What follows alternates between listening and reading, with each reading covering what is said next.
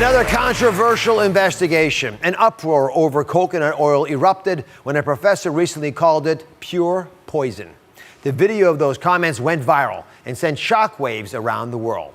We've been following every twist and turn, and today we investigate the most recent claim against this popular food. Is coconut oil guilty as charged, or is there a way to use it smarter? Coconut oil is being called out as one of the worst foods you can eat, according to this Harvard professor. This viral video created a flurry of new headlines questioning coconut oil, stoking outrage and even enraging a whole country. India is now calling for an apology. Just recently, it seemed like coconut oil became America's health food darling overnight. Hundreds of YouTube videos popped up, touting it for improving your health, both inside. It's great for anybody who's trying to fight heart disease. And out. Coconut oil can actually help stimulate hair growth. Today, health food blogs and Pinterest still praise it for helping with everything. Weight loss, lower blood pressure, brain health, digestion. Heck, it's even supposed to be good for your dog. And studies have backed up the idea that coconut oil's unique chemical composition is beneficial to your health. We haven't covered it on this show, but recently the tide has turned on coconut oil. Last year's negative headlines, prompted by a science advisory from the American Heart Association, which recommended against eating coconut oil, made me want to take another look at it. So, is coconut oil healthy or not? Today we're cracking the case and telling you the truth. Tashana is here and says the recent headlines sent her into a tailspin of questions. When did you first start using coconut oil? So just a couple years ago at a women's conference, someone I spoke with said that she was using it for her hair, skin, and also food that she cooks with. And so I said, well, let me try it.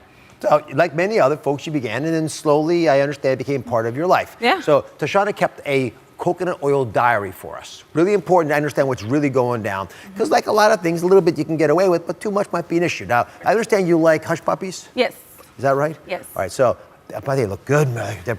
That's coconut oil in there? Yes, I'm from the South, so we eat those with our seafood all the time. Yes, that's right. Well, in the South, you know, gravy's the beverage. Yes. So it just sneaks up on you. So tell me about these hush puppies. You cook them in there. How long you keep them in the oil? Keep them in there for about maybe 20, 30 minutes. Yeah. And how much coconut oil do you have to add? I use 3 tablespoons. 3 tablespoons? Yes. All right, so I did the math on that since I had your diary, all right? And it turns out that comes out to about 364 calories. 33 grams of saturated fat. You just might want to keep this in mind because approximately 10 grams sort of the goal. So you didn't drink this stuff after you're done with it, but it gets into it. Okay, now, by the way, I think I got to commend your cooking because look at this, everybody. This is the shrimp, and that looks really good. But how much coconut oil did they put in there to make it? So for this, I put 2 tablespoons. All right, so the shrimp added an extra bit, so now you're up to 677 calories with 55 grams of saturated fat. Yikes. And then, of course, you got to have dessert. And I understand you're a real whiz at these babies. Yes. Cookies? Yes. What kind are they? Those are coconut cookies. They are coconut cookies in coconut oil. How much coconut oil did you add to them? 2 tablespoons for those as well. All right, so that's what total amount for the day of 850 calories, 77 grams saturated fat. Yeah. Guys, this is half the calories you can get for the day. And it's almost 8 times what you're supposed to get max for the day. And nothing that you did seemed all that out of the whack. And that's, I think, one of the reasons is causing all this controversy. So we're going to learn a little bit more about it? Yeah. All right, so this is really a case of, it's not as dangerous as people think, but it could be more dangerous than you think. So it was claimed to be more dangerous than lard. We have tried reaching out to the professor to get her explanation and did not hear back. We did receive a response from one of the universities she works with. They said, in part, it was never our intention to upset people.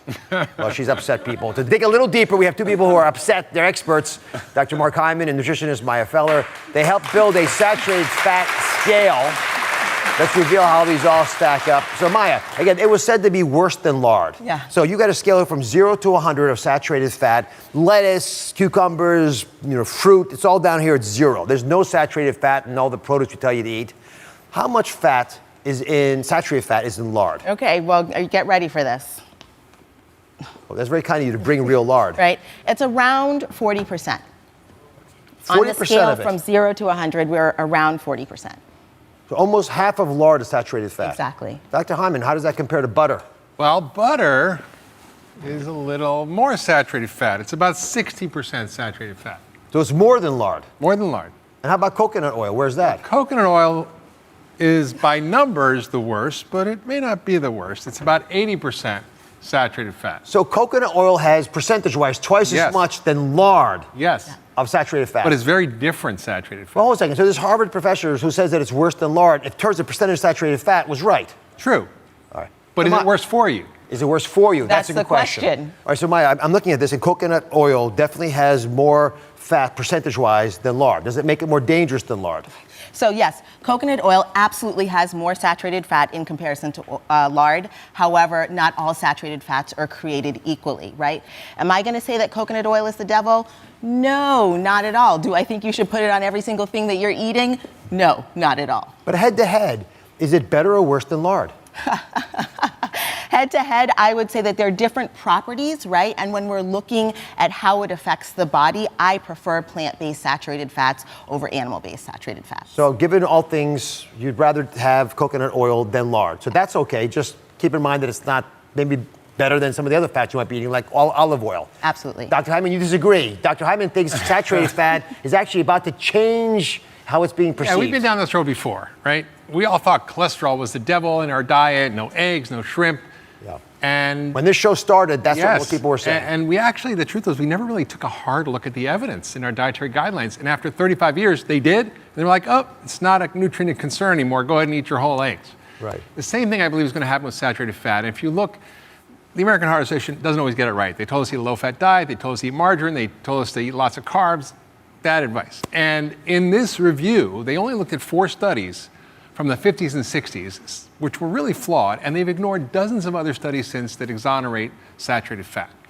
And one in particular talked about coconut oil and olive oil and butter, and they looked in a randomized controlled trial, the most rigorous trial design. They found that olive oil and coconut oil were about the same in their effect on the bad cholesterol, whereas butter was a little worse. But what was interesting was it actually helped the good cholesterol get even better. So the overall profile from the coconut was better, even though it has 80% saturated fat.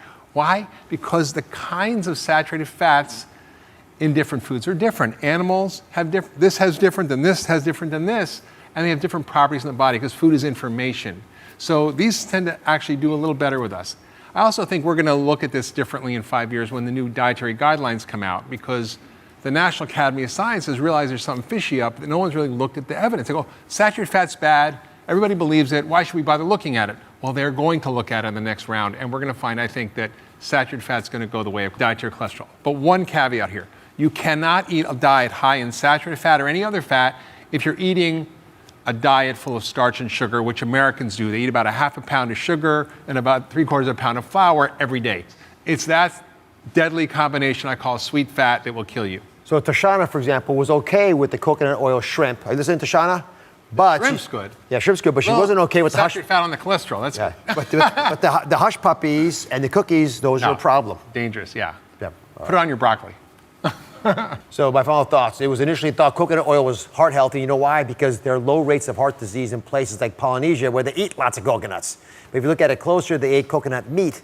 It's not quite the same as the oil because it has a little fiber in it. And their diet was very low in other saturated fats. They probably didn't eat some of the other refined sugars that Dr. Hyman was complaining about. But these days, many of you are using coconut oil on top of other fats. It ought to be used, I think, as a replacement for other saturated fats like butter or lard or anything else. I would not replace unsaturated fats yet, like olive oil, although I appreciate that we're not as hard set on that as we'd like to be. So the big question is, how much should you be using? The surprising amount both of these experts say you can use. Stay tuned for coconut oil and its protocol. It is time to help clear up your coconut confusion with a coconut oil protocol to help you get the most benefits. My med team and I reached out to many experts all over the medical community in nutrition and heart health, and those researching the latest data to come up with a smarter way to use coconut oil.